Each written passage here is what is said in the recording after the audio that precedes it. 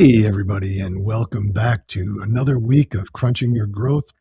I'm Phil Masiello, and this is a show where we really try and take away the business buzzwords and really get down to what drives growth. And when we talk about scaling, we usually talk about selling more, expanding distribution, buying more inventory, but sometimes more is exactly what gets a business into trouble. Excess inventory doesn't just sit in a warehouse, traps cash, it creates storage costs, it compresses margins, and can eventually push an otherwise viable company into distress. My guest today understands that world better than almost anyone. Alex Hennick is the president and CEO of A.D. Hennick Associates, one of Canada's leading liquidation firms. So since founding the company in 2009, he's worked with manufacturers, with retailers, with lenders, with trustees, with logistics providers across North America and Europe to recover value from excess inventory, canceled orders, restructurings, insolvencies. So today we're going to uncover why companies get inventory so badly wrong, the warning signs leaders overlook, and how Alex turns some of the most difficult moments into business opportunity for recovery. Before we do, before we get in with Alex, we have our sponsor today, which is Trellios. So just bear with me for this one video. It's late and you're still running your own marketing all by yourself. Strategist, writer, designer, analyst, all of it falls on you. There's a better way.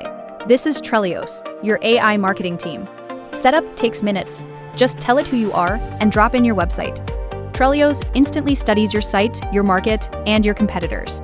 Then it builds your strategy, a full SWOT, your strengths, gaps, and biggest opportunities laid out. From that, it recommends a custom 90-day quick wins campaign, the exact moves to grow built around your SWOT.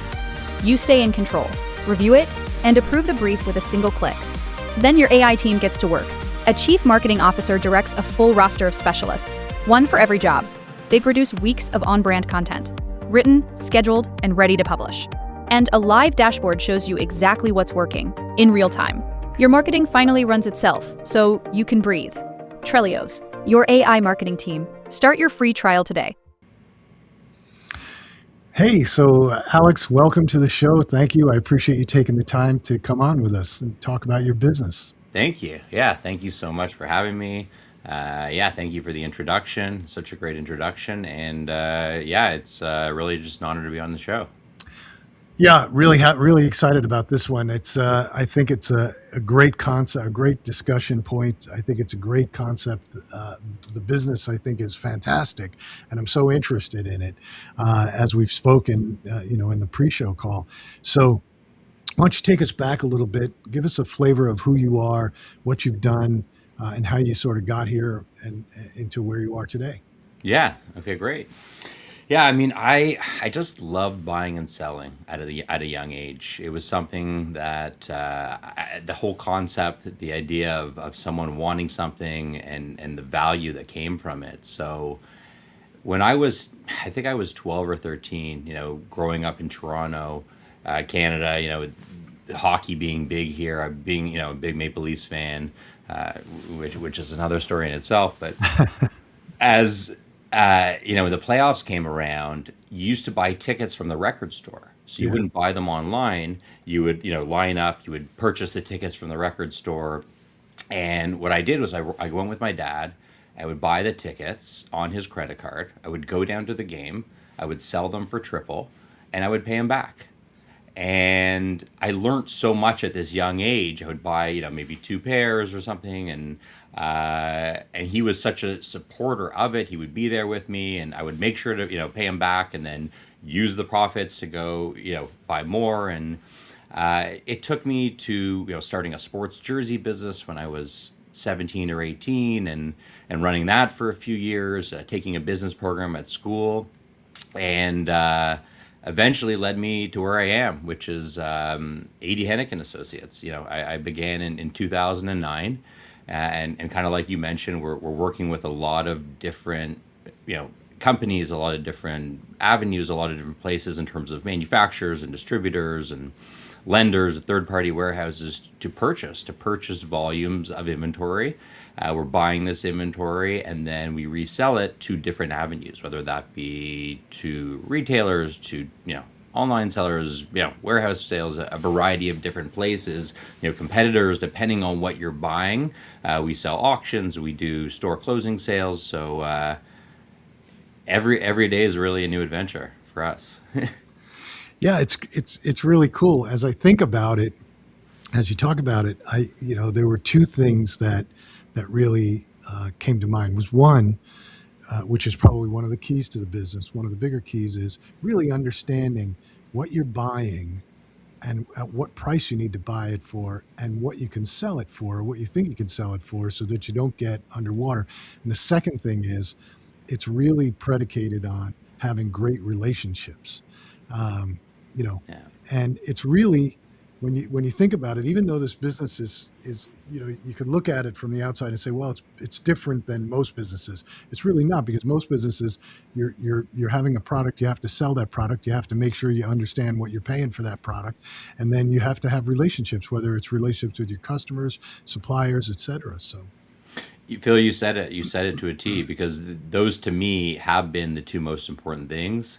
It has been what's driven the business. It's something where for us the relationships are everything.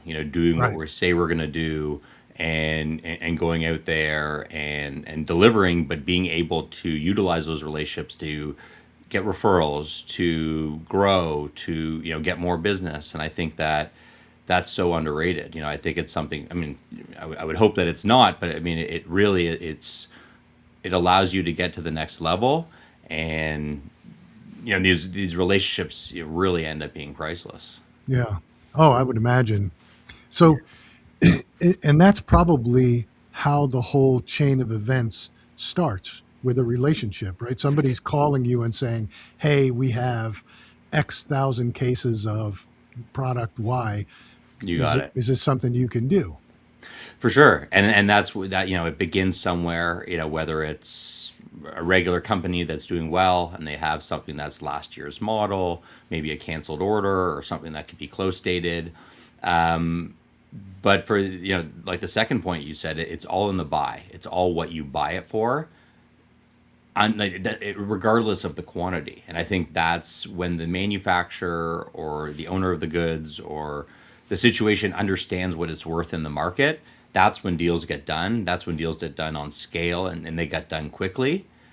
But the market will dictate what the product is worth, depending on, could be the economy, could be tariffs. It could be, there's so many different factors of what a product could be worth in 2020 versus 2026. So I think that's huge. But the two things, like you said, are price and relationship, and those for us have really stood out to be able to get deals done and be transparent while doing that. But it's not one kind of product that you're dealing with. Like when we talked, you were saying, sometimes it's an entire store where you're going in and you're buying the forklifts and you're buying the shelving, Yeah, and you're for buying sure. you're buying everything, lock, stock, and barrel. How do Yeah. you know what to pay for all those things, and then how do you know what you can sell it for? I mean, how did you just Yeah. learn this over time, or is it Yeah. something Well, that you can look up online and say, oh, well, a forklift used is selling for, yeah. No, again, you could to some degree, there are some things you can do research on, but no, it's the experience, it's doing the deals, it's knowing all the additional things required in order to get the deal done. It could be the time required to empty the warehouse, it could be the transportation, it could be the warehousing. So there are so many factors. And yeah, kind of like you mentioned, we are in situations where we will purchase the assets of bankrupt companies. So we get an opportunity and they say, here is, a 50,000 square foot warehouse of toys, make an offer. Everything, all the toys, all the forklifts, all the racking, all the computers, everything under this roof, we need broom swept clean, and we need an offer. So me and my team will go in and we'll evaluate the inventory, based on what it is, what we think we can get for it, what we should pay for it, what a forklift is worth based on the year, based on the hours. So many factors go into it in order to make that bid. But it's something that we love to do, and we know. And we also, in a lot of situations, or every situation really, is like we're putting our best foot forward.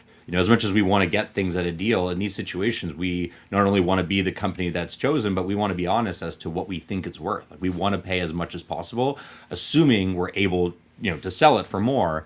And I think we have to mitigate our risks and be in a position where we can't lose. There are situations where we can make more or less depending on the deal, but I think it's important to know what you're kind of getting yourself into, and even some of the worst case scenarios, so that if things bad, don't go the right way, that you're not in trouble, and you can still walk away ahead.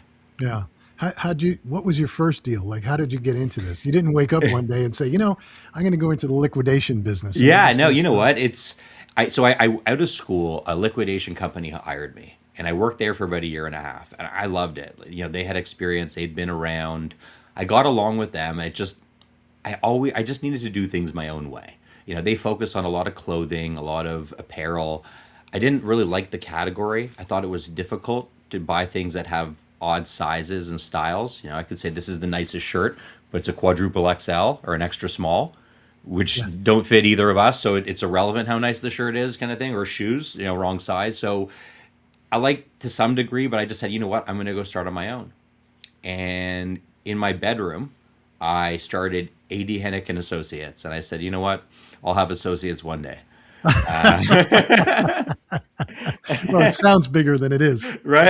And then I got a third-party warehouse, and it was in my room, and and then I moved into a house, and my basement was a storage, and now we have, in Toronto, we have a 45,000 square foot warehouse. We have other warehouses, across North America that we're using, and it's exciting that over time, but it's something that as you're continuing to grow, and I'm getting at that, point that was, 17 years ago, I'm trying to get opportunities. I'm trying to get my face in front of brands, working out of home with no warehouse, but I had to find a way to build those relationships that now, 17 years later, not only am I strong with these companies, the people I was working with then are also now all decision makers and directors and VPs and owners. And so it makes it a lot different when we have fun, and I know and get along with these people and legitimately enjoy going to play golf together and going for lunch and having a call and catching up, or, ask them how their families are doing. So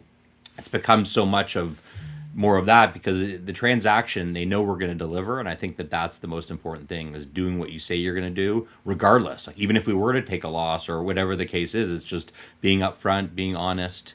Even just a quick thing, not to, ramble on, but today I went to go see a deal, and they asked us for a quote, to do something with, and I just gave my opinion. I said, this is ridiculous. It doesn't make sense what you're talking about here. The company had gone bankrupt, and they had limited funds, and they wanted to move everything from one warehouse to another warehouse, and there was 2,500 pallets. It's 100 truckloads. And it's a lot of stuff. And I just said to them, like, I don't even know if the stuff in this warehouse is worth the cost to move it. So for that reason, like, I'm telling you, it's not. Maybe there's some value where it sits to sell it quickly or liquidate it or do something, but I will always tell you the right thing to do versus telling you, oh yeah, let's spend all this money to move it here, and then we're sitting with it here. We've been so that's just one example of something that happened. This morning I went to see the warehouse, or early this afternoon, and just had to talk to the trustee and explain to them, look, like, I'm not making a quote or helping you guys with this. I'm telling you, this is what I think we need to do, and I'm happy to help, but they appreciated it, and because of it, I'm at the top of the list. Like, in the sense of just getting the opportunities, or they're always going to give us that chance or want to work with us because we do what we say you're going to do, but we're honest and we're upfront. Yeah, people want to do business with people they know and they like. It's as simple as that. People that they know and like and trust, and so it's totally a relationship business. So there has to have been a time early on where you were upside down on a deal. I don't know if that's common for you, if you're upside down quite often, but yes, you know what, it's not common, but yes, there was a time, and I would look at this time as my moment, like the moment that changed me forever. I don't even, to some degree, I probably didn't like talking about it for years, but now I almost like talking about it. But and just in the sense that it's something that, it was the worst situation that made me who I am, kind of thing. But we got an opportunity through like, really well known electronics brand of someone who had a lot of their products, and I went out to see the product and met with the owner and spent time with their family, and I saw the inventory and everything, seemed very good. And I had started in 2009, and this is in 2013, and I brought on someone to be a part of this deal, which I hadn't done often, but I was early on. I didn't really have capital, but I saw the opportunity, and I brought someone on that I really respected a lot and wanted to partner with, but do well for, so that we can continue working together. And what showed up, it was not what we bought. Oof. And it was a moment where it's like, do I fold it in? I was, you're crushed, and you invest so much, and that moment is when I don't think I've just worked so hard since that moment. And not that I wasn't a hard worker before, but I think it took me to a whole new level of, I just haven't stopped. And I turned that situation around and built relationships directly with, these high end, I don't want to name names, like electronics, international company, and turned it around so that I ended up building more relationships within the industries with companies like LG and Samsung and Dyson, and it really shaped me so it changed my approach moving forward, but it really changed me as a business owner, as my whole game plan, as my work ethic, and it really turned the whole business around. Once I got through it, it was a horrible 6 months, maybe a year. I was just trying to get the money back so I could pay every penny back to the person who was involved, and I didn't even care about myself or anything. And like I said, it was early years, so I've been doing this for 17 years. The first 7 years was very tough. Like, I wasn't making very much money. I was more deal to deal, and I wasn't able to buy. I would say I was, more, I guess you can call it a broker. I was, like doing something like there where when, 7, 8 years in is when we really took off, and it, it took maybe 11 or 12 years, and then we started being, on a list of Canada's fastest growing companies and North America's fastest growing companies. But the amount of years and days and things that it took to get there is what got us there, I think. And it's like having those hearts, like if I never had that happen, I don't know if I would have been able to get to where I am today to the same extent. So I'm almost thankful for that. That person who ripped me off, and I never, and I haven't gotten ripped off since, or I've never been in a position, because I only surround myself with the right people, high end manufacturers, big time retailers, like people who I wouldn't be concerned about. So that's also, we mitigate our risk that way. So, let's say that you get this warehouse. Somebody says we have this 50,000 square foot warehouse, and it's full of toys, and it's also full of racking and full of all this stuff. You come and you take it, and you bring it to your warehouse, or do you already line up buyers for the product? Because you by now the market, who's out there, somebody who's going to Sure. buy a forklift maybe, or racking or whatever. Yeah. Do you try and sell it before, or do Yeah. you bring it back to your warehouse? Yeah, that's a great question. So the first thing we'll do is we'll make an offer and purchase it and secure it. So we wouldn't really offer it to anyone unless we owned it. But when we own it, we have a certain amount of time to clear out the facility. So the goal from there is to ship as much as possible elsewhere versus bringing it back to my warehouse, unless we're running an auction. So if we're selling the racking, I'll get a racking company to come in and disassemble it and take it at the end once the racks are empty, because I wouldn't want the cost to bring it back to my warehouse, and we don't have space, and it's not something that has a tremendous amount of value. So it's so I think it's something, when you're dealing with forklifts, you're dealing with racking, you're dealing with certain items, we want to sell as much as we can on site. I might make a few phone calls to a retailer, like a large discount retailer, and say, hey, we just bought 100,000 toys. Are you interested in this? Oh yeah, and it's easier that way than having to ship it back to my warehouse, then overclog my warehouse to then have someone pick it up the next week. If we have the time, we will just get them to pick it up from this warehouse. But we actually did a deal recently also like on toys, similar. I think a toy distributor a couple of years ago. We've actually done probably 3 or 4 toy companies in the last few years, and yeah, I mean, in this situation, we actually did a combination. So we were able to wholesale a lot of the stuff, but we brought everything back to my warehouse and we ran an auction because it wasn't that deep of a quantity in the sense of like being able to sell it to a discount retailer. So the higher return was to bring it back, set up an auction to the public, run an auction, sell it all in one day, and then we cleared it out, within a few days after the auction. So who's coming to the auction? What type of person's coming to the auction? Let's say in this situation where you didn't have a huge amount of toys, but you bring it Yeah. back to the warehouse. Who's buying it? Is it online sellers? Is it other stores? Is it retailers? Who's coming Yeah, to the so auction? yeah, a lot of the stuff could be more of wholesalers, people who are stores or resellers. There could be individuals who do bid, but we have years of like the auctions that we've been running. We have a large list of customer base who are looking for these auctions and get excited when they're coming. And sometimes it varies, right? You could talk about toys and barbecues, and those are exciting. Everyone wants them. But we're also running an auction for a manufacturing facility that doesn't have exciting inventory that everyone could use. It could be, a dog food processing facility or a injection molding facility or something where it's more equipment, machinery, and kettles and equipment and forklifts and different things that have a lot of value, but just have a different customer base. And then you're getting industrial, you're getting competitors. So we have a lot of that. Like we have access to, well over 70,000 people who find out about our auctions. So it is a good way to sell, whether it's auctions. We do store closing sales. So when a company goes bankrupt, we'll run a sale, directly on site and do, and we're capable of doing that as well.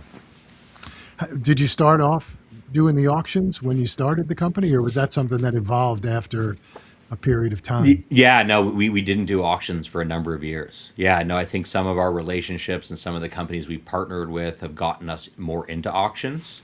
Day to day, we're doing, I would say, a lot more wholesale, where we're purchasing a volume of inventory and selling it, but we're doing quite a few auctions per year, and it's a something that's really growing our business and something that we're very well versed in. That the trustee knows that if it's 50,000 square feet or 300,000 square feet, we're going to do exactly what's needed to execute, to close down the place and deliver and maximize the dollar for them. So it is tricky. We're dealing sometimes with scale. Like even last year we did a facility. Like some of these facilities are pretty big and you don't have a lot of time to clear them out. And the toughest part in these situations is also the rent. The rent of the facility we went to today was over $100,000 a month. Oof. But one we did the other year, last year, we did an auction. It was in a prime location. It was 285,000 square feet. The rent was like $400,000 a month, or it was 17,000 or 18,000 a day. So every minute matters in that situation. So you might get a quote for the racking, and they say, "I'll give you $50,000 for the racking, but it's going to take me 3 weeks to take it down." Like, all right, well, it's not going to offset because rent is going to cost way more, so we have to leave it behind or something. So there's all these different scenarios where maybe you're already clearing the warehouse and you're already occupying it so you can get the racking people in at the same time to overlap. And then it's not a factor where the rent and the cost of, selling the racking, is really going to affect being able to execute the deal. So the rent is falling on you in a situation like that, or it's just a factor in Yeah, what? it's a factor in the bid. The rent is usually not, it wouldn't fall on us. There'd be only the scenario that it would is if, say, it's a store closing sale and we want to take over the lease for a short period of time. But the rent wouldn't fall on us, but it would fall almost on the trustee in bankruptcy to make the right decision. And we would help them. Like we bought the assets of a barbecue store, and the rent the next day was a substantial amount of money. Sorry, there was 6 days left of the month, and I said I will be out by the end of the month. So you could basically, to some extent, I want to say add that to our offer, but we'll be out of here by the end of the month. So that, is definitely a factor, especially when you're dealing with these large, expensive facilities that the assets in the facilities don't have as much value. Time is everything. You just need, yeah, you want to be able to move them to maximize, what the assets are really worth. Yeah. I mean, it sounds like, again, it's a logistical, it sounds like a logistical, um, as much as it is a buy sell problem, Yeah. buy right, sell it right, make Yeah. profit.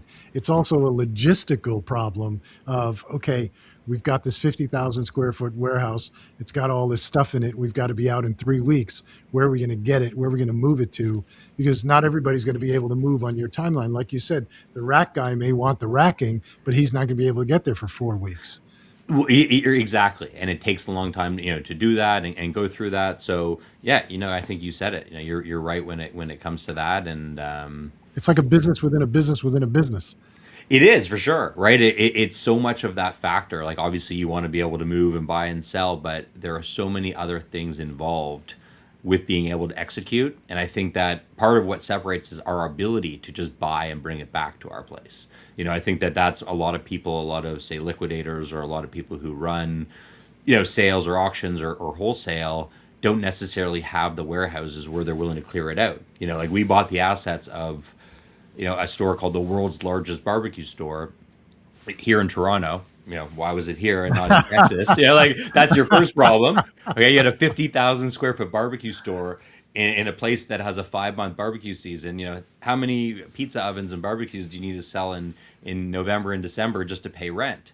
Right. Right. So I had my team, I had 12, 13 guys basically sleep there. That's the deal I was talking about for 5 days, and packed, 15 truckloads of barbecues to send them back to my warehouse. We have the space for it. We can execute, we can set up, and then anything that we couldn't bring back, say for example, the racking or forklifts or other items that say we didn't want, or it could be a boardroom table. It could be, we find a way to get rid of it it could be 5 days, from on site by making a few phone calls or doing what we do best. To just do what we say we're going to do, which was our agreement with the trustee. That's a heck of a business, man. Yeah, I could see how it could be exciting. I could see it. I personally, I get bored with redundancy, yeah, and I don't like redundancy, which is part of my, issue, which is why I do so many different things. Because if I just had to focus on running ads every day for brands, yeah. it wouldn't work for me. I That's think why. I think I must be the same, because that's why I'm excited for Mondays, because for us, I always say it, and it's, a common saying, but every day is truly a new adventure. Every hour might be, from a phone call I get on my way to see this warehouse this morning, to a meeting that I had this afternoon, or something, a deal that I'm trying to close a half an hour before our show. It's just this, it's so many different things on the go, and it's overwhelming, but it's exactly what I would have wanted, 17 years ago when I started, or 15 years ago when I wasn't making much money, or, whenever I was, so I think it's something what I love it. I embrace it. And, sometimes it's, early morning or late nights, or just trying to fit things in around, family, like knowing that that's the priority. But, sometimes it's, you come home and, dinner with your kids, put them to bed, and then go right back to my home office to get it done, because there's just so much going on. But I don't look at it like, oh my God, I have to. I'm just like excited, and I want to get it done, because if I don't, tomorrow's going to be that much worse. I Yeah. know that I'm going to, have just email after email, and I'll be behind the ball, and it's just going to be that much more unenjoyable. So if I could find a way to get ahead of it now, I'll just, I'll be able to execute more. I'll be able to get more deals done. And yeah, so that's kind of been my mindset. Yeah. That's why I like coaching entrepreneurs and founders, because it's a different strategic problem it's not the exact same one, right? And so it taxes my brain, which is great. And so I love that, because it's not boring to me. Everybody's got a different problem. Everybody's got a different type of business. Everybody's got a different strategy, or a different outcome that they're looking for. And whereas the agency side of it, we sort of, there's processes. I mean, I like the strategy part when we first get a client and we're laying out the strategy. I love that, Yeah. but when it comes to the day to day, and I tell my people, the ones that I hire, I said, look, I'm not the guy who's going to be able to execute this every day. That's why I'm hiring you, Yeah. so I'm really good at the strategy, but it seems like your business is something that, I would thrive in because it's different every single day. And, Yeah. and I would, I would love that because I don't like repetition. Yeah, no, I mean, I think you would for sure. And in speaking to you, and even just in hearing about your business and some of the projects and stuff that you're working on, there's no question because it's all about the deal happens at this point. I think it happens, and it's the relationship and the price to get us there, and the deal will happen. Like you have the conversation, and you're up and honest, and you're upfront. It's a win-win, and you try to make it that way.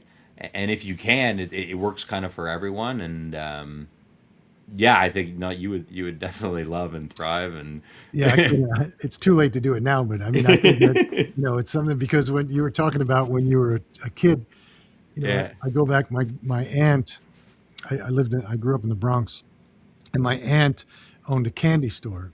We used to have these stores where they sold newspapers and candy, and, they had a little counter where they made egg creams and soda fountain and stuff like this. And, she always had baseball cards and football cards, hockey cards, and basketball cards. And she'd sell them to me for, a little bit above cost. And then I'd take them to school with me, and I'd be selling the packs to the kids for, just slightly under what they would pay for them somewhere else. Right. And so they would always buy it. I'd do it with candy bars. I'd sell, genius. because Yeah, we went to Catholic school. We weren't allowed to have candy in the school. And so I'd sell it to kids in the school. And then what I used to do was I'd buy like the whole box of baseball cards, and I'd open them all, and I'd take out all the good ones, and yeah. then I'd sell individual cards for like 20 cents, 25 cents, a dime, Oh whatever, and yeah, make my money back that way. And I loved it. It's great. for And, sure.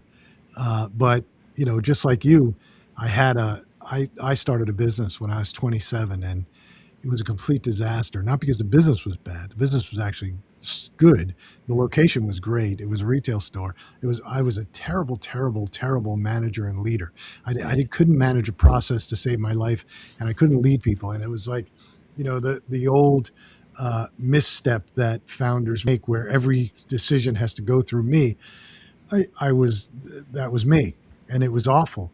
And it took me after, I sold the business. I was smart enough actually to own the real estate, but Yeah, I sold it, took a little bit of money, and then I came down to Washington, D.C.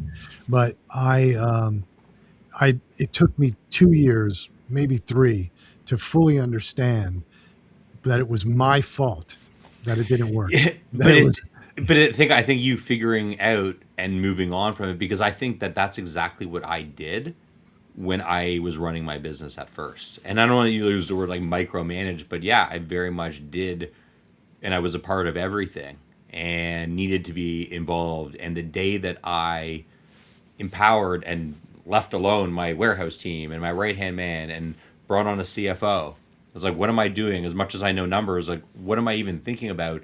The day I brought on a CFO, it took my business to the next level.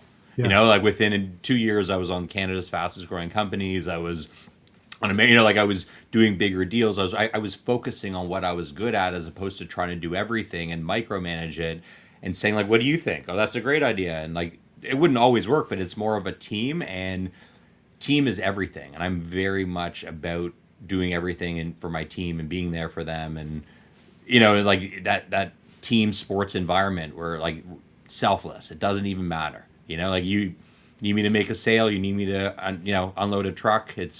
We're here for the team kind of thing. So I think that obviously it was a tough learning experience for you, but it's definitely made you stronger in terms of the next venture. And back to what you said about the cards, like that's such a great story, and how much you learned and how much you went through, because having the relationship and being able to buy it in bulk, and everyone knowing you were the go-to person, and you getting all the good players and maximizing those, it's just like you learned so much at such a young age, but didn't even realize it. Yeah. At the time, that was where you're learning about your negotiating skills. You're learning about buying and selling. You see the scale. You're seeing what your aunt is buying it for, the fact of this, and when you really break it down, and that is, yeah, I love those stories. That's really, Yeah, it was good. The school didn't love it.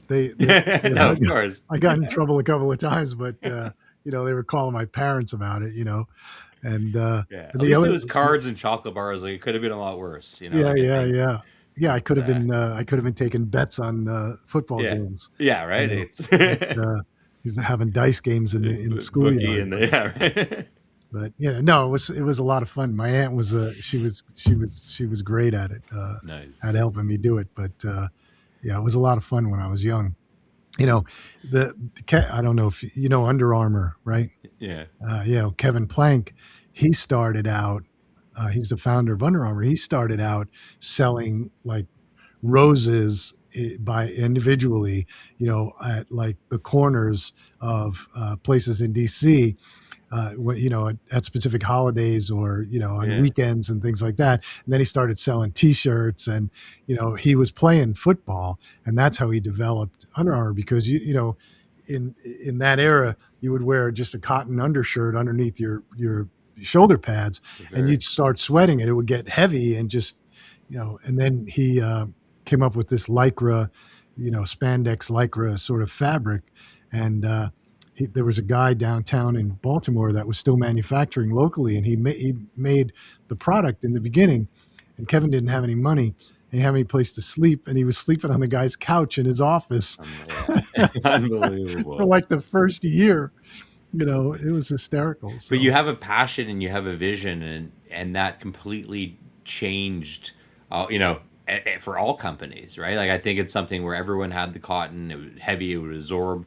As someone, I still play hockey a couple times a week. You need to have a shirt like that. It changes. You're way lighter. And, it's easy. There's so many benefits to it, and now people use it just day to day.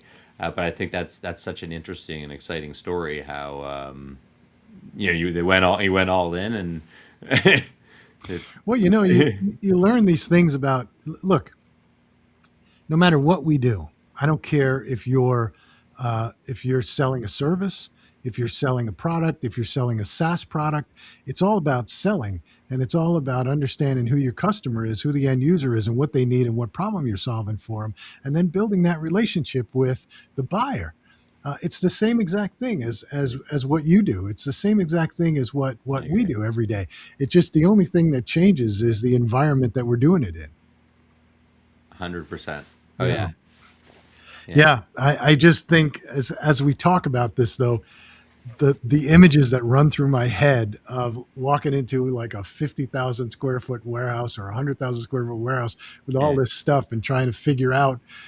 The only time I was ever exposed to something like that was when uh, I I had a business, and then we got bought by a supermarket chain, and I remember that they wanted to sell. The company bought another company, and there were two stores that they had to close because for yeah. competitive reasons they had stores close by, and they brought in a company to do it. And all I remember were these guys walking around with these things on their hips, and they're walking around counting boxes of food boxes and counting it and putting like a price on it, and just walking up and down the aisles, and then they were putting like things on the shelving units and the cash registers Yeah. and the aisles. And I mean, they had those stores stripped down in about 2 weeks. They were gone, empty. Well, oh yeah, no, if you do it the right way, and that's the thing, like at the right price, everyone has as much money as you could ever imagine on credit from a friend. We've run sales where the business isn't doing well or they haven't had good times, and you do a bankruptcy store closing sale, and they have more traffic than they've seen at the best, Black Friday ever, right? So it's something where when you are really you make it appealing, and in these certain environments it's interesting how that works, but people will find a way to get the deal when it hits that price point, And you're right, like it's interesting, like that process of going through it and closing the stores or seeing it all. And I don't know, we try to be creative. We try to do things that separate us in terms of how do we find ways to put a better offer together. Or when you evaluate, sometimes you have certain information but you don't have all of it. So Right. I get in a team for the day and I look at the top rack in the corner of the warehouse and I find something that makes us being able to offer more than another competitor maybe, or someone, if we're in that scenario. I think also, like we've talked a lot about distressed assets, bankruptcies, like day to day, we're more, most of the time working with successful companies. You're looking at bigger brands, well-known health and beauty products, skincare and sunscreen, electronics, sporting goods, a lot of toys, and these people have excess inventory. They have last year's model. Maybe one of their retailers went bankrupt, so they have a canceled order or a repackaging change, or we buy a lot of sunscreen that might have 6 or 8 months dating left on it, kind of thing. So there's a reason for it, but the key for us is brand protection. So we work with these brands, and the only question is the most important question, not the only, but the most important question is where do you not want it sold? If you're working with a high-end brand, or the Dysons of the world, or someone that's very well known, you can't sell their product anywhere. You can't have it online. You can't sell it to these retailers. You can't sell it out of the country. There's limited places you can sell it in the country. So it's really understanding the brand, the restrictions, where you can and can't sell it. Sometimes you can sell it in a lot of places, and then working closely with them to purchase in volume so that when they do have a situation, whether it's quarterly, yearly, they'll always reach out to you because you pay them the most amount of money, you pay them up front, you pick it up from their loading dock, you make it easy, and you protect their brand. You make sure that their product under no circumstance is ending up anywhere other than the channels that that you're allowed to sell it in. Yeah. That must be limiting. Very much so. And depending on the product, right? Sometimes they just give you a list of all their customers, or sometimes they give you a list of all the major discount retailers or just people that they're already working with. Everyone's different. Every company's different. Sometimes it's not that bad, but it also limits maybe how much we can pay for it. Right. Right? Like maybe we want to bring a bunch of toys in from a big manufacturer in the US, and they say, yeah, you could, sell it anywhere in Canada except for, and then they name, Walmart and Costco and, TJX and Indigo, or all these stores which are major retailers, and they're saying, and we have 800,000 units. I'm like, oh wow, like you just limited all the major retailers. And Yeah. you have more units than Canada can handle based on limiting all the. So I'll be honest and upfront, but sometimes it's different, but at other situations, we're able to make it work. It's just really sitting down ahead of time to figure out, how do we find a way to maximize the return, but also keep the value high, knowing that, no, I never saw that product sell, in the market, it stands strong because that's how the consumer looks at it, Yeah. and whether they buy it at a discount retailer, they buy it online, or they buy it, anywhere. Yeah. Yeah, that's a good point. I guess, when we first started talking about this, I guess we're always thinking about bankruptcies and distressed properties, but on an ongoing basis, you've got a constant flow of inventory coming from, all different manufacturers. That's a good point. I didn't even think about that. So much. There's such an amount. I mean, now it's very difficult. We don't do as much really for like returns or stuff. It's more brand new, but return logistics has become a serious problem for manufacturers and retailers because people are not going to stores as much. They're shopping online. They're even buying two sizes knowing they're going to return one, whatever fits better. Yeah. Yeah. So that's becoming, a problem in itself. But yeah, the success of these manufacturers is how they manage their inventory. It doesn't matter what you're making, barbecue or a toy. Yeah, You make toys, and the minimum order to make a Spider-Man is 100,000. So you make 100,000. If you sell 98,000, you're probably in good shape. If you sell 63,000, you might, then you have a lot of excess inventory, and you also have other action heroes, and you had a bad year, and you have your factories going. Like there's so many things to factor. There's warehouse space that you're paying for. Sure. I named, an action figure everyone knows, but maybe it's something that is not as in anymore. It was a big movie 3 years ago, but it's not. So the value in the market, so there's so many factors especially when you're talking about scale and volume. Sure. But that is so much of really helping these successful companies, because I think in order to be successful, you want to be able to work with someone who could help to get rid of excess inventory, but also say what you're seeing in the market. We're seeing things in the market way ahead of other people, in terms of when you see tariffs, or, with the Oh tariff yeah. refunds, with, things that are happening with COVID, things that have happened even now. I mean, like, here in Toronto for the last 50 years, we've developed unlimited, apartment buildings and office buildings and homes, and it's come to a bit of a halt. People aren't developing, the market of real estate has changed, and who's affected by this? There's companies with warehouses full of tiles and flooring and windows and lighting. And at no price would you buy this stuff if you didn't need it. And for so many years, people have needed it because they have projects. But I say, Phil, I have this amazing tile, and it's 90% off. Right. And you'd be like, yeah, thanks, Alex, great price, but I'm not redoing my kitchen. Right. And I'm gonna have to spend 8 times more to redo my kitchen. So I would only take that deal if. So I think you're seeing industries where people are calling us with warehouses full, and then you go to their competitor who maybe in the past would buy it, but now they don't have capital and they have a warehouse full of inventory themselves. So you're limited where you can even move it. So some products have no value, a negative value, or a significant less, like substantially less value that's on their books of what they bought it for as to Right. what it's worth today if they needed to sell it. Right. Yeah, that's a good point. Yeah, we've got about 3 minutes left.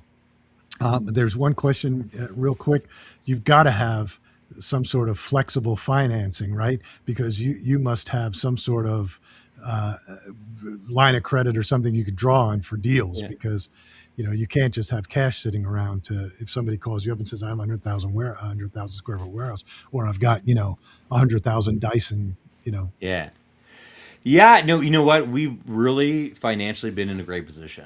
I Yeah, think we were good for years you. ago, we were in a position where we couldn't. Now we are in a position where we're funding our own deals. We're able to purchase a deal and send you a wire within 24 to 48 hours. There are situations where we do partner sometimes with other companies, and we might say, let's split it, or there's so many deals going on that in order to take on more, we'll work together with companies we've worked with. But I think something that we have the ability. We have banks have given us lines. We have a lot of lenders reaching out often. A lot of people who want to partner or be a part of our deals. Thankfully, we're in a position where we don't always or prefer not to go that route unless it's a partner who brings something to the table other than finance. It's one Right. thing if we want to split it because we're going to go half and half because we both bring something to the table, but they need to be able to do the auction and we do the wholesale, or again, like, or something that is mutually beneficial, that our teams work well together, because we partner with the largest liquidation companies in Canada and the US. Yeah. We're working with the largest ones that everyone knows. We did a deal this afternoon with one of them in the US. We're working with ones in Canada that we've worked with for 12 years that we partner with 6 or 8 times a year. And it just, it allows us to do that much more. But we're thankful that we could pull the trigger on most of the deals that we're purchasing day to day. Yeah. It's fascinating. It's fascinating business. I've been looking forward to this show just because Yeah. it's intriguing to me. So, people, if anybody's on this show that thinks they could use it, where do they find you? Yeah, no, please reach out. You can email me directly, Alex at adhennick, hennick.com. You can give us a call at the office.